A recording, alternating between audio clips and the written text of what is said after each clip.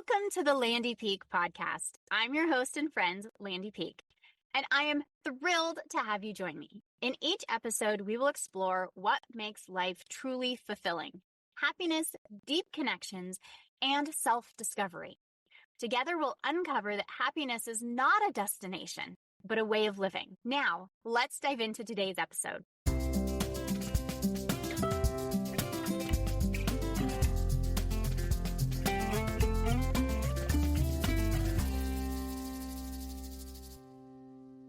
If you've been told your labs are normal, but you don't feel normal, you don't feel good, this is for you.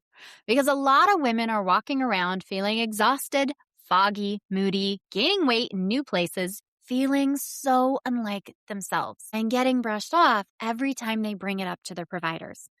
Welcome back to the Landy Peek Podcast. I'm Landy Peek, and today I'm talking to Jessica Osicki. She's a nurse practitioner, double certified nutrition coach, and a mom who shares what it's like to get dismissed over and over while she's clearly struggling inside her body. This episode is for the woman who's tired of second-guessing herself, tired of arguing with every provider. Let me tell you, you know your body, and you know something has changed. And if you've ever left an appointment feeling dismissed, confused, or like you need to prove your experience, this episode is just for you. So let's get to it. I want to welcome Jessica Osicki to the Landy Peek Podcast. I am so thrilled you are here. Jessica, can you share a little bit about yourself so the listener can get to know you? Sure. Thank you so much for having me. I am Jessica Osicki. I am 44. I am a nurse practitioner and double certified nutrition coach, and I'm also a mom to a 3 and 5-year-old. One of the things as we connected that I was so excited to have you share was, well, number one, your journey. But a huge part of your journey was being gaslit, even though you're a healthcare professional. Yes. Can you speak, just first off, kind of share your journey, and then we'll kind of dive in from there. Sure. So let's see.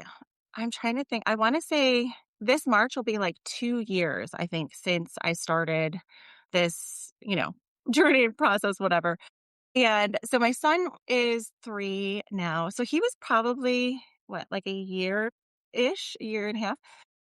So honestly, looking back, it's probably was like hormonal shifts, both postpartum, but probably starting perimenopause. And for those that don't know, like you can be having perimenopausal symptoms as early as 35, and a lot of people will not be recognizing that. Like you still have the ability to get pregnant. So you could be, as so many women are having children later in life, you could be experiencing both. So I was extremely fatigued, like tired out of proportion. My son was sleeping through the night. So I was like, this is not like newborn phase. This is something more than that. Some other symptoms: loss of libido, mood swings where it was like at the drop of a dime, like rage. And I have young kids, and that just does not go well either. Let's see, night sweats, brain fog. I'm sure there's more that I'm forgetting. Skin changes, really heavy periods, so changes in cycle. So I went to my primary care. I suspected perimenopause. My background in healthcare is critical care, but I mean, obviously, even critical care trained. I have almost 20 years of experience in healthcare, so I've seen a lot of things. I suspected it was that. I went to my primary care. Oh, and weight gain, like in my midsection. Like I had lost almost all the baby weight, and like the scale was kind of creeping up despite eating healthy and doing the things I thought I needed to do, exercise. But it seemed like it was definitely just midsection. And I asked her about checking hormone levels, and she was like kind of reluctant for that. I did talk her into that. And then she told me I was too young for perimenopause, and that was kind of like the end of that. She scheduled a follow-up. My thyroid was a little bit enlarged, like on physical exam. So she gave me a referral for that. She ordered a vaginal ultrasound to make sure like bleeding wasn't due to something like fibroids. So like, at least she did, appropriate workup in my mind, but definitely just brushed right off the perimenopause. So she scheduled follow-up, to see how things were going, a couple months after probably. And she still, like, there was no hormone levels. All labs came back within normal limits, right? Which is why I think a lot of providers don't check levels and they will base, you know, base treatment on symptoms. She did not do that. So I think I went back a second or third time and still like wasn't feeling great despite doing all of these other healthy habits, right? Walking 10,000 steps a day, drinking a bunch of water, eating protein, fiber, exercising. And I didn't feel like I was getting anywhere with that. I don't know if it was at that point because I feel like I had like 3 separate visits with her. At one point, she offered me a prescription for Wellbutrin, and I was like, "I'm not depressed and I'm not anxious, and if I am feeling either of those things, it's very cyclical in nature. Like I wear an Oura ring, I track my cycle. I can tell you when my cycle is coming probably 5 to 7 days before based on how I'm feeling Mhm. and symptoms. And so like if I am feeling down or comparison game or any of those things, it's always cycle dependent or anxiety. So I was like, I don't want to take a medication that has its own host of side effects or potential, side effects if I don't have to. I ended up going and seeing my GYN, I think, for my annual exam. And she delivered my kids, so she knew I had young kids. And she told me that I was just tired because I had young kids and brushed off all other symptoms, like didn't even, almost rolled her eyes, didn't even entertain any of that. I eventually at one point saw an endocrinologist because I had to have the thyroid ultrasound, which all of that came back normal. I brought it up to her because it was like endocrinologist and hormones, and she definitely just like completely brushed it off. So that's like, let's see, 3, 4, I think that's 5 visits between my primary care Mhm. and just completely getting brushed off. Like nobody would even entertain this idea. So I had at this point, I already had my own business, nutrition coaching business. And then I was getting a second nutrition certification in functional nutrition. And I learned about Dutch test because that was in our education. And I was like, I am getting this done. And this was probably somewhere in the midst of, all of this happening. And so do the Dutch test, which is an at-home test that you can take. It's measured, it's on base. You actually just pee on like paper essentially, which is really nice because it's not invasive. And like, I think that's people that don't like blood and needles and all that stuff, you can handle that. It came back and the amount of validation that this provided for me, finding out A, I was in perimenopause, B, I was estrogen dominant. So many of my symptoms were related to like what indeed was going on after being brushed off by so many like medical experts, right? So that was huge for me. I mean, that just was such a game changer to have that and just have some answers and then be like, I knew something was wrong, right? And continued to listen to my body and kept pushing to try to find answers there. Highlight a couple of things because number one, you're a provider. Yes. You, so you have medical knowledge where a Yeah. lot of us are struggling in perimenopause. We have the symptoms, but we Hmm. don't necessarily have the background to do, oh my gosh, this is where I think I am. Yeah. And the knowledge when somebody says, okay, let's try Wellbutrin, that you're like, no, wait, this is not what I Yeah. need. And we intuitively know that. So there's 2 parts. Number 1, when we're being dismissed, it happens Hmm. even to providers who have medical Hmm. knowledge. Number 2, keep following your intuition because Yes. you did. You knew there was something different. Yes. You had some ideas because you had knowledge, and then you had a resource with the Dutch test that tests your hormones to see where everything is. Hmm. So it's looking at, and correct me if I'm wrong, looking at progesterone, estrogen, testosterone, and androgens. Is Yes. And yep, you can also look at cortisol on it as well. that okay? Um, and yeah, and there's some others that I'm going to blank on at the moment. But yes, it is pretty comprehensive. And if you still have a cycle, it is dependent on where you are at in your cycle. So it's timed a little bit more appropriately than just like going and getting random blood work that and then also to mention while we're on this, that just because like your labs come back normal, that also doesn't mean optimal. There's a difference between normal and optimal. So you could always be within normal range, but maybe that normal range is based on, I can't remember the number off the top of my head, how many people count as that normal range, right? So like maybe you fall in that, but maybe that's not optimal or your normal range too. So again, yes, if you are feeling something, and I think us as women, we have intuition on a lot of things, Mhm. to keep pushing for that and not let one person who, just because maybe they have more medical knowledge than you know your own body, right? And you know how you feel, and nobody can tell you differently on. Yes, and I think that's such a huge take. I, like you, experienced what I didn't understand is or didn't recognize as perimenopause, or the extreme fatigue. I was feeling so different. And Dutch test was the very first test that I took that was like, oh, wait, this is like what's going on. And it is nice because it's not invasive.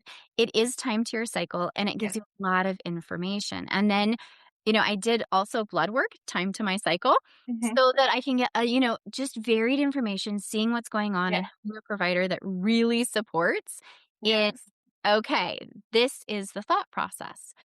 But like you, working with different providers have different ideas. And my blood test levels were in the normal range. Yeah. And if we think about normal I'm 45, so normal going down, hormones are naturally dropping in the normal, normal time period. But optimal is so different because normal might be, yes, we're getting lower, but optimal is making us feel good. Right. I was going to say, and just because you're in normal range and like all of us are losing estrogen at this point, some of us are losing it faster than others. Yes. And it doesn't mean it makes you feel good if they're within normal range. Like our bodies love estrogen, all systems. Yes.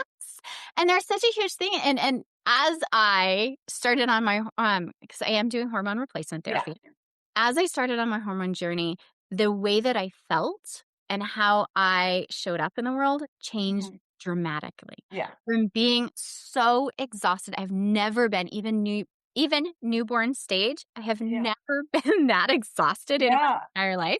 Where it's like, okay, I'm getting my kids to school, and then I just want to lay on the couch. Like totally having to function at anything else was such a push. And then Which I'm guessing from the brief time that I've known you, it does not seem like your personality type where you're like, I'm going to lay down and take a nap.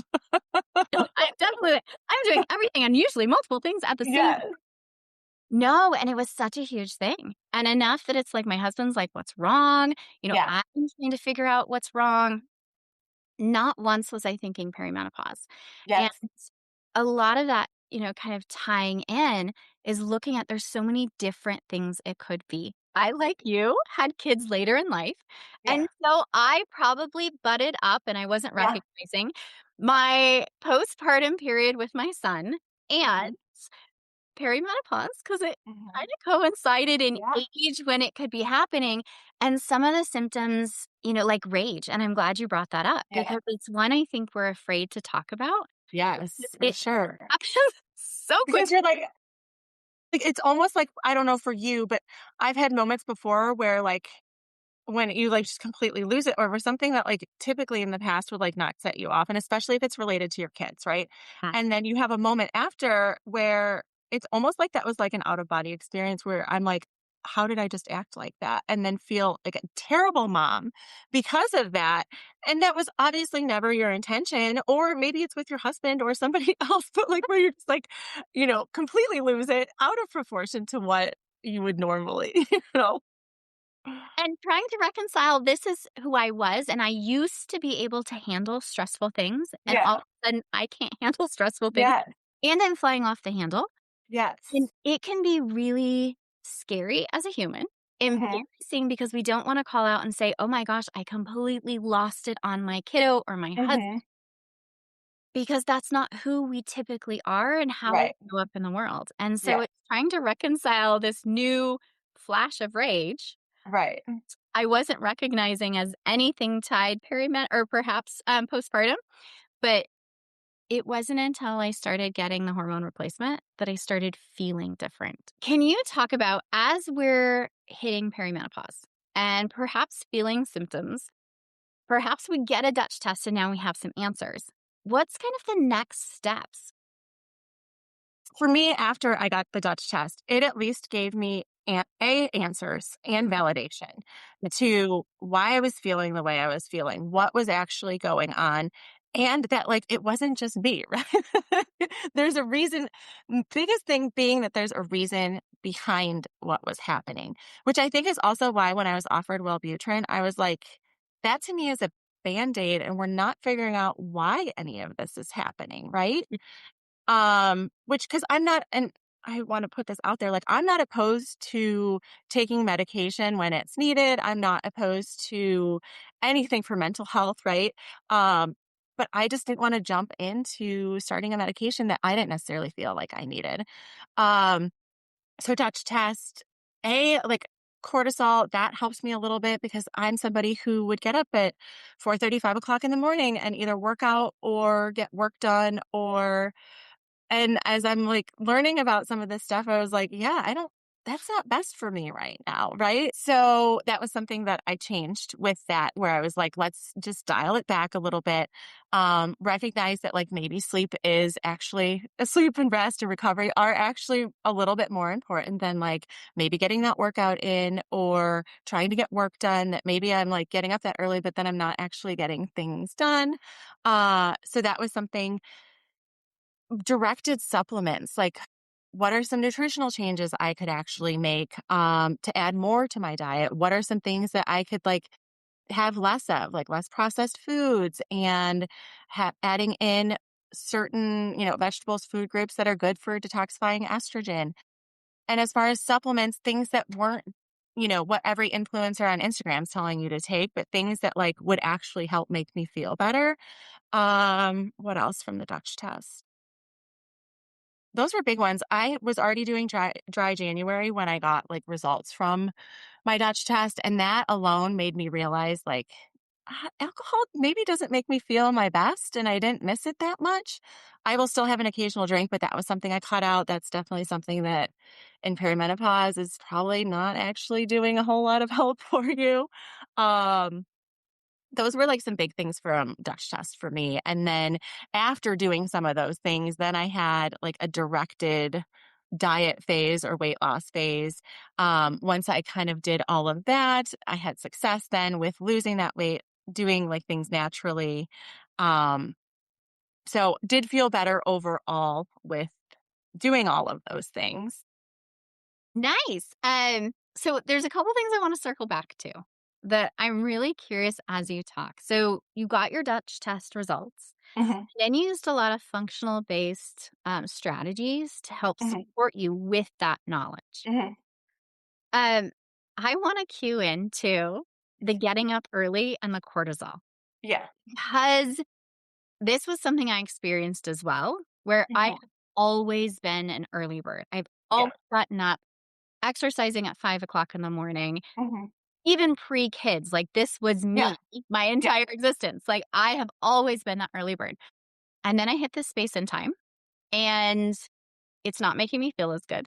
Mhm. I'm learning I have that sleep and rest are more important than working out, which was a hard pill for me to swallow because I was Yeah. definitely like the push harder. I'm going to work Yeah. out. As I think so many women are, Right? that they're like, "I just need more discipline," and maybe it's not. Maybe you need a different strategy. Let's talk about that different strategy. I mean, in general, I think so many of us are like, be it weight loss or exercise or whatever it is, we just put so much pressure on ourselves and we're like, "Well, I could do this when I was in my 20s, right? I could do this when I was in my 30s, even if maybe it's right after you had your kids." But, like, things shift and, like, life changes, and I think we need to give ourselves a little bit of grace on that one and recognize that, like, maybe the answer isn't pushing harder. Maybe it's something different. Maybe it's not cutting out entire food groups to follow some diet. Maybe it's not doing HIIT training, you know? Really. And Maybe it's saying no to a dinner date or happy hour that you don't actually really wanna go to. such a huge thing. I think a lot of this was giving in this perimenopause space in the last 5 years, really where I've been focused on it is giving myself that permission to Mhm. make different choices than I used to make, Yes. where I could push through before. And now it's like, okay, so tuning in, I do need the extra sleep versus the extra exercise. Right. I also alcohol hits me in a different way. Mhm. And where I would have a glass of red wine and I'd be fine. I now have Mhm. a glass of red wine and I'm like, I do not feel as good as I thought Mhm. to just be able to buzz through. So there really is that highlighting that it's like the rule book changed. We have to play the game in a different way because the Yeah. rules have now changed. And Yes. so highlighting if it's not feeling good for you now, even though it used to, even Right. though it used to be your way. I used to be, get up, do intermittent fasting. Get up at 5. I'd eat breakfast at maybe 9 or 10. That's a good one to bring up because I think intermittent fasting is still pushed a lot or, and sometimes it's not the best, and especially during perimenopause, like blood sugar changes happen and doing something to keep that more balanced versus, Yeah, I yeah, learned the hard way. again, You're the best for my body. just accepting that like maybe that's not, what Yeah. used to work might not anymore, and that's okay. And I think that's big. What used to work might not anymore, and that's okay. And I Yeah. had to really rewrite how I was living life and tuning into the intuition where it's like, okay, this isn't making me feel good, but it's what I thought I should do, and Yeah. letting go of the should and starting to lean in that. You Yes. talked a little bit about vegetables that help you detox estrogen. Can you Yes. speak more to that? Cruciferous vegetables are a really good one for that. Um, Unfortunately, you need a lot of them, but I mean, a little bit helps, right? I Mhm. like to look at things that this is kind of how my viewpoint, and I did not used to be like this. I used to be completely all or nothing. But something is better than nothing. So if you can have broccoli once a day, if you could have cauliflower or something from that group, that could be helpful.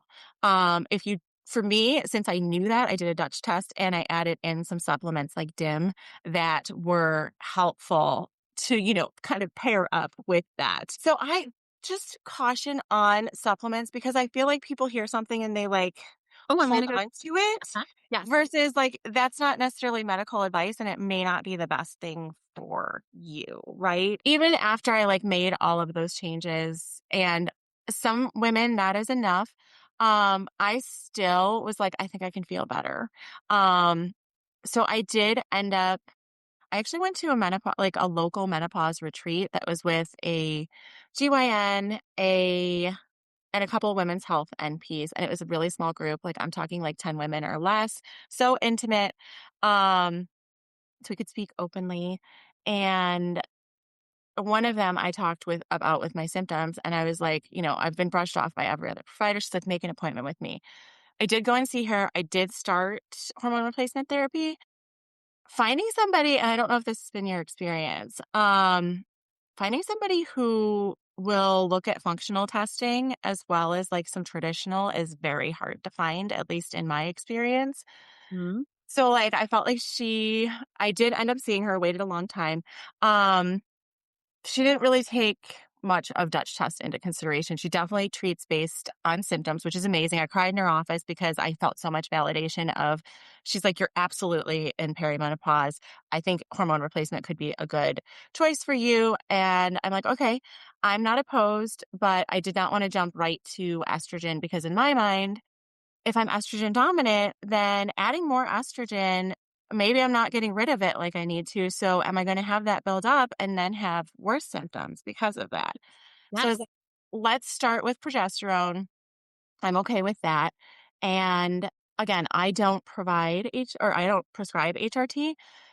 So unfortunately, she was leaving her practice or like leaving this health system she was at like a week after I saw her. So I started progesterone and fast forward like 3 weeks, and it was close to the time of my cycle, and my symptoms were, like, amplified of, like, what I would normally feel. I don't know for you, but I'm sure other women experience this where, like, comparison game is, like, so up there for me. I don't know why that's one of my things, but, like, just, like, negative self-talk is more present than usual. Um, I wanted to crawl out of my skin. I was like, "Something is not right." Like, why am I so, like, almost, like, amplified of, like, my normal symptoms? And I was sitting there thinking, and I was like, "What is different? Like, what is going on in my life? Is there anything that's different?" And I was like, I started progesterone 3 weeks ago. So I started down a rabbit hole and looking into that. And I think that the dose was too high. So I was having almost like the opposite effect of what I should have. I tried to reach back out to her, and obviously she was not with the health system anymore. I reached out to my primary care, the one who had brushed me off, and was just like, "Hey, would you mind writing for a lower dose while I figure out like somebody to get into?" She actually gave me a referral to a menopause clinic, which I didn't even know our health system had, which I was like, "Great." And probably my fault because at the time I did not look to see who my appointment was with when I scheduled it. It was just, a scheduler. And I hear clinic and I assume that it's just like whoever the provider is on that day, Mhm. right? So it's a couple days before. Now I've waited a few months to get into this appointment. And it's a couple days before I go to do my pre check in. And I was like, why is this appointment with my old GYN who told me that I was tired from young kids? And I had stopped making appointments with her because I thought about it. And I was like, not only did she tell me I was too tired or that I was just tired because I had young kids and brushed everything else off. But I thought back to my postpartum period and I had 2 C-sections. And after my second with my son, I asked for a referral to pelvic floor Sure. therapy. Uh-huh. And she literally pressed on my abdomen like twice. And she's like, you don't have diastasis. You don't need a referral. And I didn't know that I could see a pelvic floor PT without a referral at the time either. So I was like, I'm not seeing her anymore. And I was like, why is this appointment with her? So it must have been a scheduler error. So I canceled that. I called to try to get in or like to reschedule. And this, I think, was in just this past December. They were like February, March, they could get me in. And I was like, I'm not waiting 3 more months. So I ended up making an appointment through MIDI Health, which is just like all online. And again, that provider listened to me and she too was like, I think probably the dose was too high. So in my own journey, I am still like trying to navigate the whole HRT thing. But again, it's just another testament to like trusting your body, thinking about like what things that you are putting in your body, right? Like just because it's a medication, like there's still side effects, even supplements, which is why I mentioned earlier, like you have to be cautious of all of these things. Like they can all have some kind of implication. And so I don't know if that's helpful. With my own HRT journey, and I'm a couple years ahead of you. And I have a phenomenal provider, and I Yeah. think lucked into her. But it is playing with dosage. It's, Mhm. looking at your labs, it's looking at your symptoms, it's adding Yeah. in. I, like you, did not jump into estrogen. I started with progesterone and then shifted to testosterone. And then finally, this last, maybe 3 months, I've added Mhm. in estrogen. So it's taken time, but I use supplements Yeah. to help. Um, kind of boost that estrogen that needed where I didn't need to go on hormone replacement. Yeah. But it is fine-tuning dosage. It's Mhm. playing with it. It's saying, "Okay, I'm taking this. How is this, feeling inside Yeah. me?" And then having that conversation back and forth. Right. And I think really highlighting that our journey can be a struggle, but Yeah. continuing with that intuition and Yeah. this is what I'm feeling in my body, continuing till we find somebody that resonates and Yeah. has is willing to listen, is willing to Yeah. validate. I think a lot of us have had that crying in the office moment in Yeah. gosh, you see me, thank you, I'm Yeah. crazy. And it's I think the message really is pushing and it's exhausting, It's exhausting. continuing to push until you get your needs met, and it's not Because, like, what if perimenopause. we don't have enough on our plates already, right? Yes, it's all things, and I don't know why it seems to be this is maybe it's where I'm attracting. But there's a lot of things in life that we have to keep pushing, even Yeah. though, we might not be listened to in the first time, we still have to advocate. I want to really highlight and focus kind of what you do. Can you share a little bit about how you help clients? Okay. So a lot of women come to me for like weight loss and not everybody's in perimenopause, but obviously like that's my optimal client because I am myself and I'm experiencing that. So it depends on what clients are looking for, whether it is do they want functional lab testing to go paired with that, or do they just want to? I use macro based nutrition. I'm not sure if you're familiar with that. Explain it a little bit. So macros are tracking protein, carbs, and fats Basically building a more balanced plate. You do have a calorie goal with it. So almost like glorified calorie tracking, right? If you're just tracking calories, maybe you're eating, depending on what you're having, you could have a ton of carbs and maybe that's not making you feel your best. So I think it's really useful, especially for perimenopause, because you're kind of balancing things out a little bit more there. So you do track your food with it, but I know so many people are like, well, I don't want to do that. Well, but if it brings more awareness and if it makes you feel better and it doesn't cut out entire food groups, right? It And doesn't have a list of foods that you can and can't have. To me, that is a better option than, diets that I had personally done in the past that felt so restrictive where you're like, here's your list of foods, here's the containers you use or whatever that may be. I'm sure people can relate to that. And then what do you do when you go to a party? Or what do you do when you have pizza night with your family or ice cream or, insert whatever that may be? I would personally tend to fall off during that time and then just be like, I'll start over Monday. And then nothing was happening because I just kept quitting because I was setting myself up for failure. Whereas this is just consistency is key. What you do most of the time is going to make a bigger difference than like one bad day. I like to use an analogy because I think with diet or nutrition, we tend to just like throw in the towel so fast. We're like one bad day and oh, we're done. Well, if you were driving somewhere and you have your navigation system, right? You take a wrong turn. Are you going to keep driving the wrong direction knowing it's not going to get you to your destination? No. So with nutrition, why are we so quick to do that? We're like, oh, I ate a cookie today, or oh, I had this. Okay. So don't carry that through your weekend into next week. Like it's one meal, it'll be okay. And just get right back to whatever it is that you're doing, right? I think that speaks to so many women in that we tend to have that all or nothing thought Yeah. process. And Mhm. we're using that in a lot of areas of our life. But as we Yeah. really talk about food in this all or nothing, I love that you frame it's one meal and it's Hmm. not a big deal. And Yes. then we can continue on instead of, oh, like I had the ice cream and that's done. And then I'm just going to go through the weekend and Right. shifting again. We're rewriting the rule book. And so we have Yes. to play a different game and it's one meal. And we can look at having more of a balanced plate Right. than a restrictive plate. And Yes. a lot of us, I mean, 80s baby, grew up Yeah. watching parents with a more restrictive plate and more restrictive Yes. diet ideas and having heard those and lived those and used those.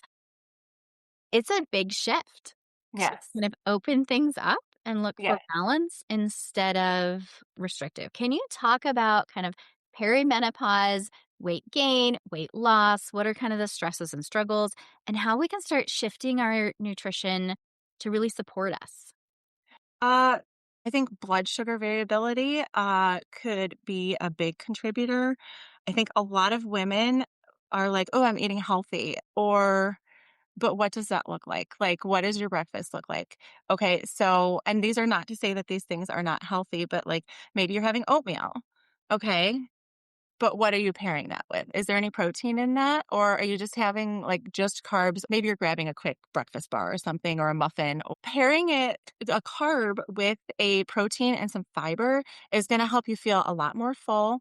You're not going to have that energy crash at 10, 11, 12. Yeah. After the morning, because like you actually have that protein and fiber to help balance that out, which will just help give you more energy throughout the day. So shifting that, so many women when we start working together, I'm not taking away, if you want to have that breakfast bar, just add in maybe a Greek yogurt with it or finding ways to like still have what they enjoy, but add more of what they need. Not That's sure. a really big highlight. Still have what you enjoy, but add what you need. Yeah. And I love the reframe of like, okay, so I can still have the breakfast bar if that's what I want, Yeah. but adding the protein in with the Greek yogurt. Yeah. We're Yeah. having more of that balance coming in Right.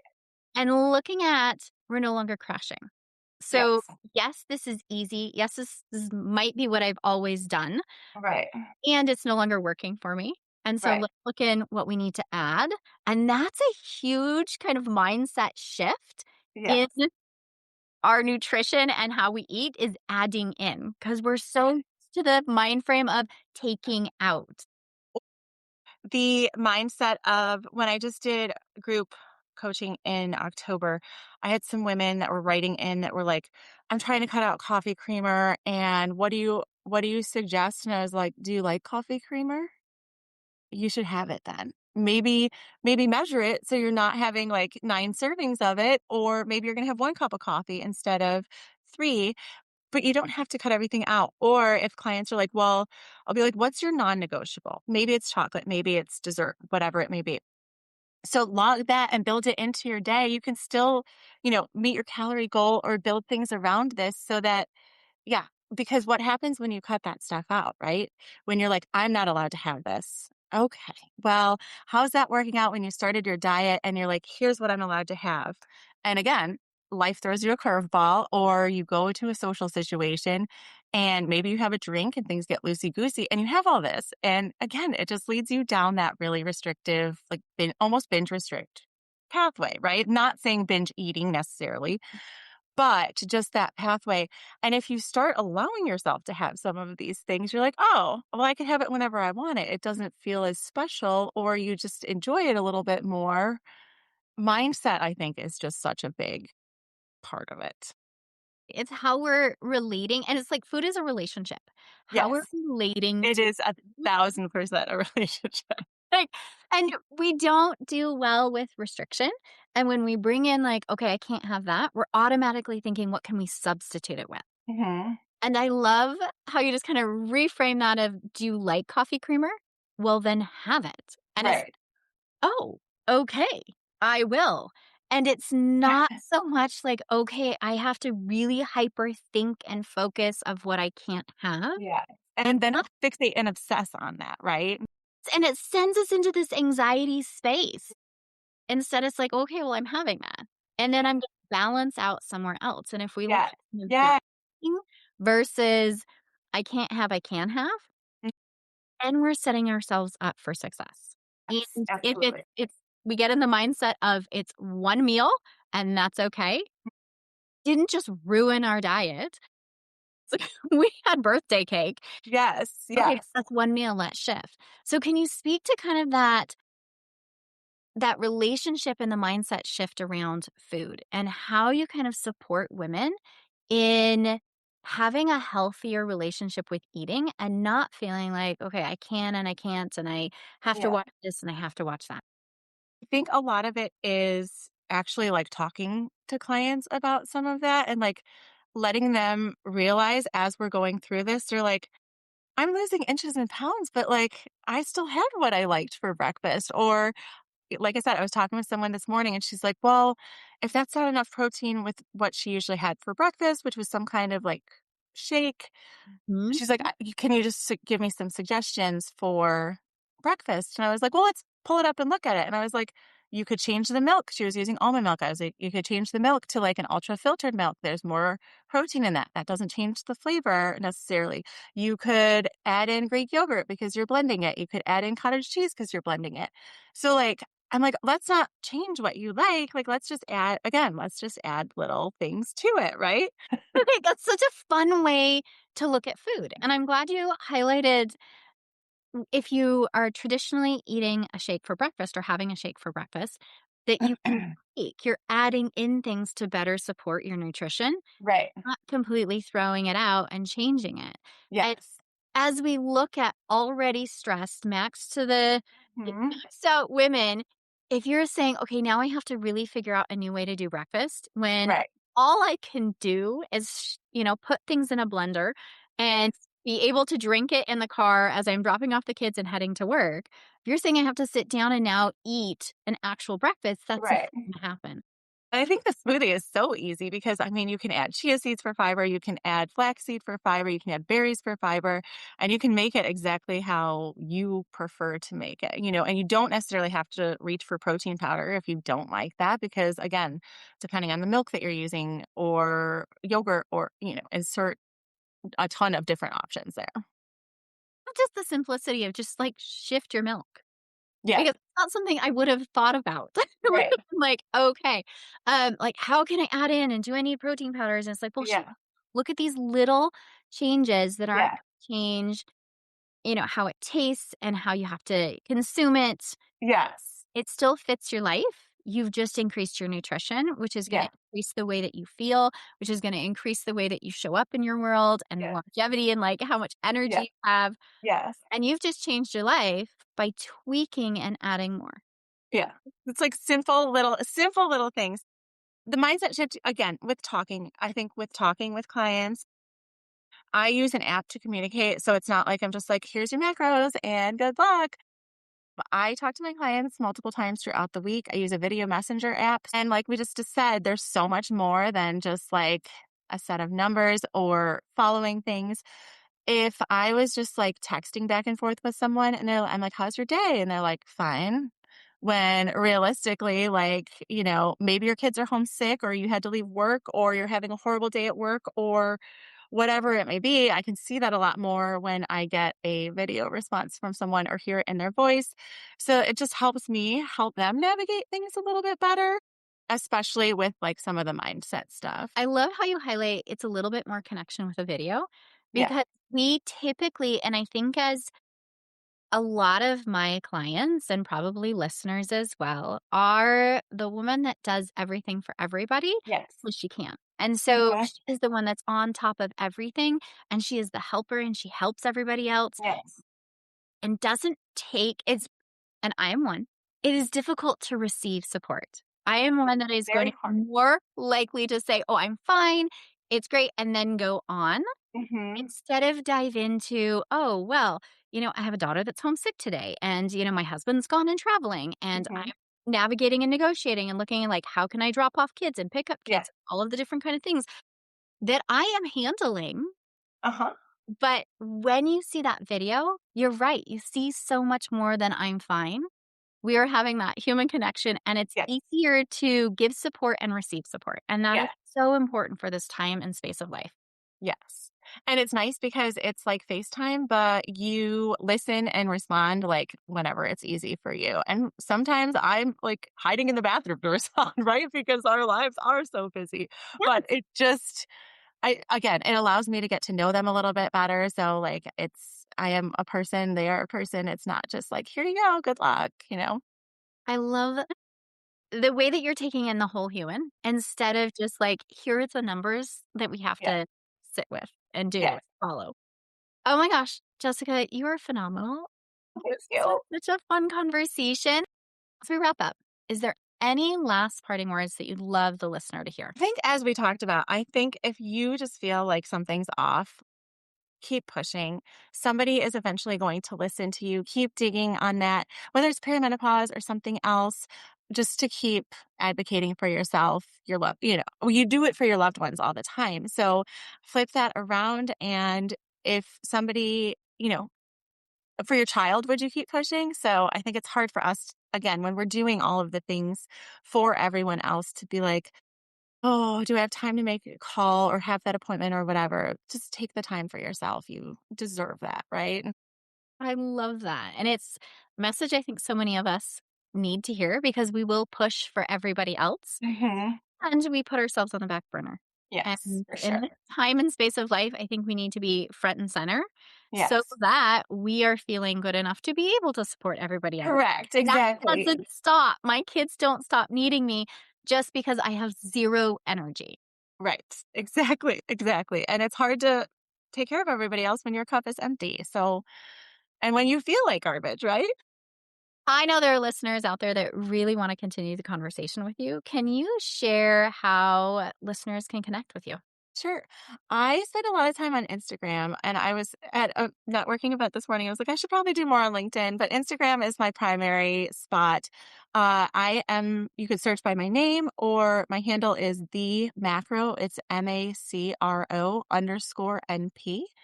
And then my email is just my name with coaching@gmail.com. Oh my gosh, and I'll have all the links down in the show notes so to Perfect. access. Jessica, thank you so much for this conversation. Thank you.